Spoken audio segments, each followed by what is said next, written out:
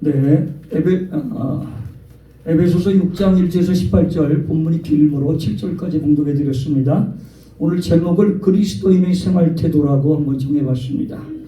예수를 믿어 변화받아 삶을 사는 우리 성도가 되었다는 것은 과거의 잘못되고 편향된 나의 성격과 생활 태도를 바꾸는데 그 의미가 있지만, 더 나아가서는 구원의 선물을 받은 자로 죄와 허물로 죽을 수밖에 없는 우리가 아니라, 에베소서 2장 말씀처럼 죄와 허물로 이미 죽었던 우리들을 그리스도 안에서 창세전에 자녀로 삼아주신 그 주님의 은혜를 우리는 믿고 날마다 변화된 모습으로 선하고 진실된 삶을 살아가게 됨을 의미하는 것이 오늘 본문 말씀뿐만 아니라 고린도후서 10장 17절에도 나오고 있는 말씀이죠. 또한 성도의 이런 변화된 생활은 단지 개인적이거나 교회 안에서만 머물러서는 안 된다는 것입니다. 나의 변화된 모습을 이제 밖으로 표출하여 보여줘야 된다는 것입니다. 그래서 마태복음 5장 13절에 너는 세상의 빛과 소금이 아니라, 소금이 먼저 나오죠. 소금과 빛이라고 하는데, 우리가 교회 안에서만 머물러 여기가 조사원이 머물러서 여기서만 거룩함이 머물러서는 안 되고 세상 밖으로 나가야 된다는 것이 바로 오늘 마태복음 5장 15절 16절에도 나오고 있죠. 그러므로 성도들은 교회 생활뿐만 아니라 세상 속에서도 하나님의 뜻과 믿음에 합당한 올바른 생활 태도를 모든 사람에게 보임으로써 모범을 보여야 돼요. 타의 모범을 됨으로 상을 줍니다. 우리 초등학교 때 그런 상장도 있었지만, 우리는 어떻게 이렇게 변화된 그리스도의 모습을 보여야 될 것인가? 세 가지로 시간상 많지 않을지라도 압축하여 말씀드립니다. 첫 번째, 가정적이어야 한다. 가정적이어야 돼. 어떤 분은 내가 5번 결혼했다, 재혼했다고 자랑하는 분이 있어요. 대단한 실력이죠. 야, 왜 5번 재혼한 놈이 주례를 서냐? 우리 전속도 목사님 가끔 그래. 야, 어디 가니까 5번 재혼한 애가 주례를 서더라. 그분은 나름대로 또 대단한 실력이 있지만, 우리가 보기에는 성경은 덕을 세워야 한다 그러죠. 그래서 우리가 변화된 모습이 되기 위해서는 가정적이어야 한다. 저도 그래서 밖으로 쉬운 말로 많이 돌아다니지 마세요. 집에서 현정의 아내가 얘기하면 예 그러고 또 나갈 때도 있었지만, 돌 나가면 하루에 용돈 2만 원 줄게요.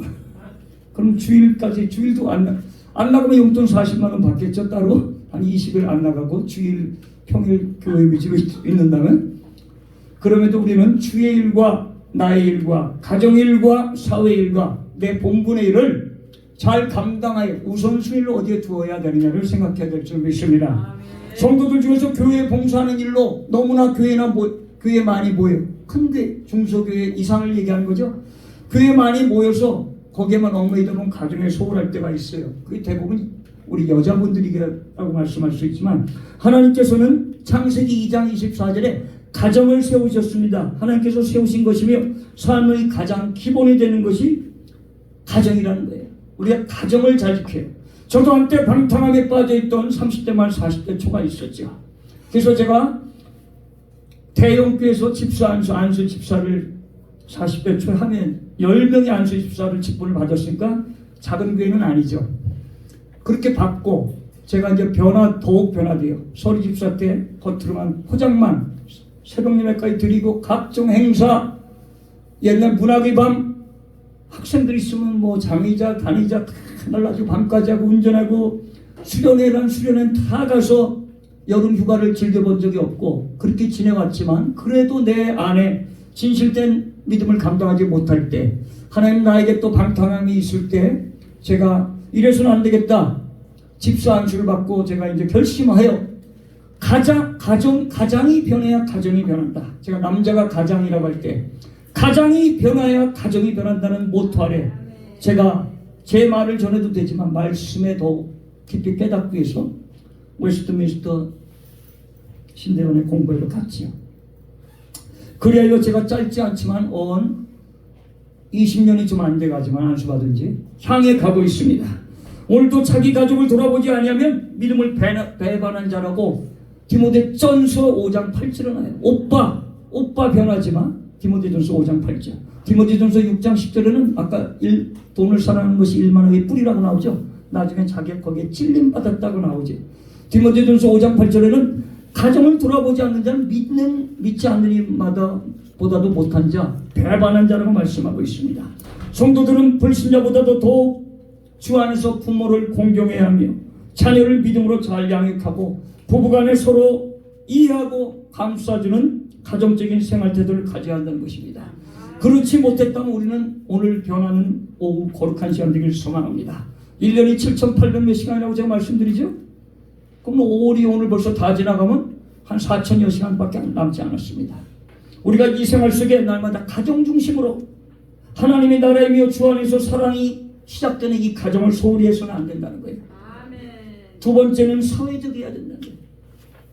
세상의 문필가가에게 너희 세상의 사회적 동물이라 말씀한 그 사회적이 아니라 우리는 하나님 나라를 이루기 위해서는 사회적이어야 된다는 거예요.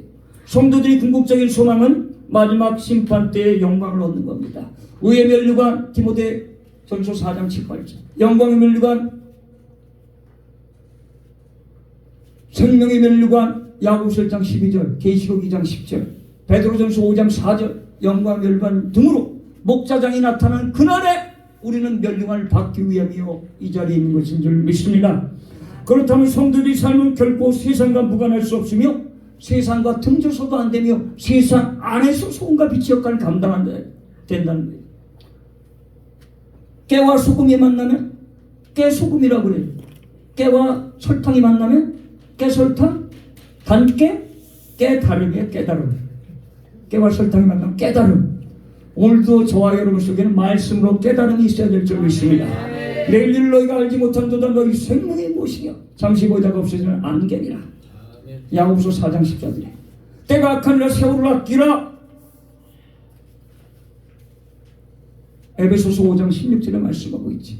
또한 영적으로 육적으로 우리는 복을 받기 위하여 야고보서 5장 16절 말씀처럼 영육간의 복을 얻어야 된다고 우리가 늘 말씀 중에 얘기하는 것이 아니라 성경 말씀에 야고보서 5장 16절에 나오는 것입니다. 우리가 가정을 돌보지 않고 사회 속에 우리가 소금과 빛의 역할을 감당하지 못한 우리는 진정 하나님의 자녀요 일꾼이요 목회자라고 할 수 없습니다. 더 나아가서는 마지막 궁극적인 목표가 영적이어야 된다는 거예요. 그리스도의 생활 태도로 영적이어야 된다.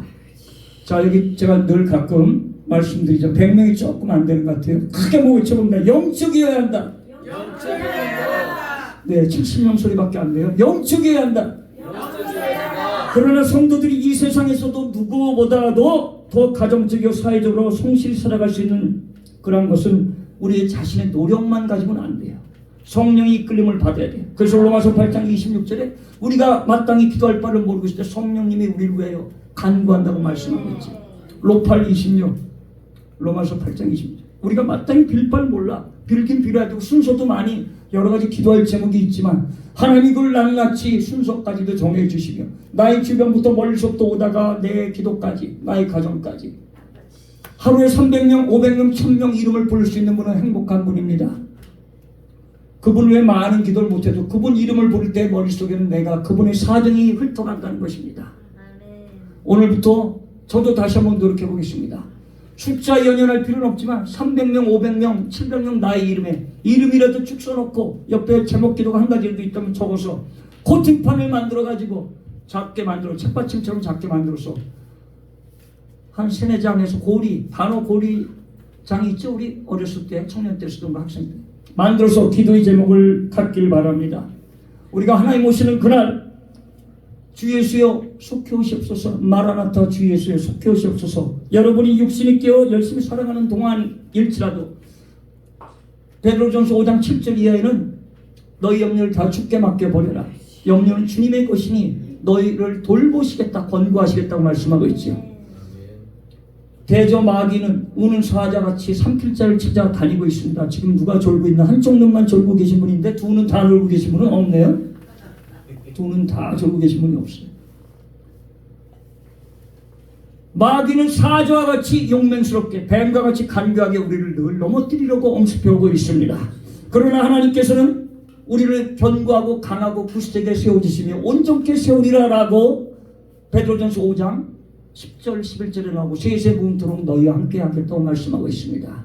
그분이 우리 옆에 계시다면 우리는 이제 불을 밝혀 둔 경우에 말 아래 두지 않고 등경 위에 둬서 세상을 밝힐 수 있는 저와 여러분 되기를 소망합니다. 아까 강사님도 말씀하셨고 깨어나시기 바랍니다. 근신하시기 바랍니다. 우리가 세상은 세월이 유수와 같이 흘러간다 그러죠. 돌아오지 않는 게 있죠. 세월, 쏜 화살, 나이. 3대 거짓말이 있다 그랬죠. 노처녀가 결혼하지 않겠다는 말. 연세가 드시면 이제 죽어야지 하는 말. 사업 장사하는 걸 손해보고 판다. 현금 회전하기 위해서 손해볼 때도 있지만 이득이 되는 거지. 우리의 남은 생이 얼마입니까? 나의 남은 생에는 곡도 있는데 나의 남은 생애가 20년, 30년, 50년. 앞으로 살아갈 날이 지금까지 살아온 날보다 많은 분이 이 자리에 한 35분 계시고 65분은 아니신 것 같은데 나의 남은 생애는 주님 앞에 시편 127편 1절처럼 여호와께서 그 집을 세우지 아니하시면 파수꾼이 경성함이 허사인 것처럼 우리의 일이 날마다 바쁘고 분주하고 돌아다니지만 허사가 되지 않기 위해서는 하나님이 세워주시는 집이 되기를 소망합니다. 그러한 순복음 송개TV가 되기를 소망합니다. 우리의 삶이 이제 주님 앞에 다시 한번 견고해져서 가정적이어야 되고 사회적이어야 되고 주님 오시는 그날까지 우리는 부름받아 하나님 부르심을 받아 그 표대를 향하여 로마서 12장 말씀처럼 우리는 권고해 나가 하나님이 선하시고 기뻐하시고 온전하신 뜻을 이루기 위하여 날마다 발버둥 치되 거룩함을 가지고 분주하되 평안함을 가지고 내가 너에게 평안을 주노라. 세상 사람들은 기쁨을 주고 돈을 주고 명예를 주고 권력을 줄 수 있지만 평안을 줄 수 없습니다. 마태복음 11장 28절 말씀처럼 내가 너에게 평안을 주노라. 부활하시고 오신 그 예수님이 너에게 제자들에게 평안을 주노라 말씀하신 그 예수님이 지금 우리 앞에 계시고 우리 옆에 동행하시며 나의 갈 길과 살 길과 갈 길을 인도해 주시는 그 하나님이 나와 동행한다고 생각하면 모든 걸 크게 아멘! 감사드리며 잘 박힌 모처럼 지혜자의 회중의 채찍처럼 임하는 말씀이 되게 도와주옵소서. 예수 그리스도 이름으로 기도드리옵나이다.